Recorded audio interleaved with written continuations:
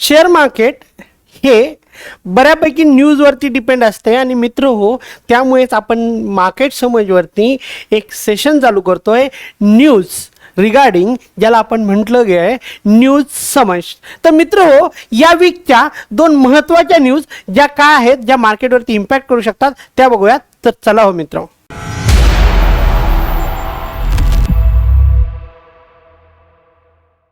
आजची पहिली न्यूज आहे मित्र हो, PM मोदी म्हणाले 2024च्या 4 जूनच्या रिझल्ट इलेक्शन नंतर मार्केट नवीन रेकॉर्डवरती जाईल. ॲक्च्युअल काय झालं आहे की 2024च्या इलेक्शनच्या याच्यामध्ये मार्केटमध्ये कन्फ्युजन आहे आणि त्या कन्फ्युजननंतर मार्केटमध्ये येणाऱ्या कन्फ्युजनला सुधारण्यासाठी, जसं मी मागच्या न्यूजमध्ये पण सांगितलं की वेगवेगळे गव्हर्नमेंटचे मंत्री स्टेटमेंट देतात.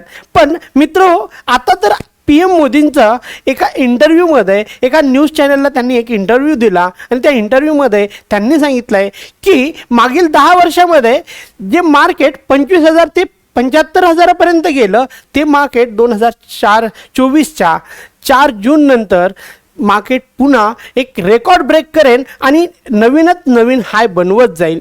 तर मित्रांनो, याच्या व्यतिरिक्त PM मोदींनी असे पण सांगितले की मार्केटला सपोर्ट करण्यासाठी आम्ही ज्या आर्थिक गोष्टींवरती निर्णय घेतले ते पण मार्केटला खूप सपोर्टिव्ह आहेत. मित्रांनो, या व्यतिरिक्त त्यांनी PSU बँकेचा पण संदर्भ घेतला की त्यांनी PSU कंपन्यांचा पण संदर्भ घेतला. या व्यतिरिक्त त्यांनी PSU कंपन्याचा पण संदर्भ घेतला आणि म्हणालेत की आपण आतापर्यंत PSU कंपन्यांसंदर्भात ऐकत होतो की त्या नेहमीच डाऊन जात आहेत, त्याच्या शेअर्सची प्राइस खाली जाते, पण या काही वर्षामध्ये आपल्याला नेहमी ऐकायला भेटतंय की PSUच्या कंपन्या या नवीनच नवीन हाय क्रिएट करत आहेत. मित्रो, अशी जी कंपनी आहे HAL, या कंपनी संदर्भात PM मोदी म्हणतात की विरोधी पक्षाकडनं नेहमीच काही ना काही मुद्दे उठवण्यात आले की ज्या मुद्द्यामुळे या कंपनी संदर्भात निगेटिव्हिटी असायची. परंतु मित्र हो, याच कंपनीनं असं म्हणणं आहे PM मोदींचं की याच कंपनीनं या तिमाहीच्या रिझल्टमध्ये 4,000 करोडपेक्षा जास्त प्रॉफिट केला.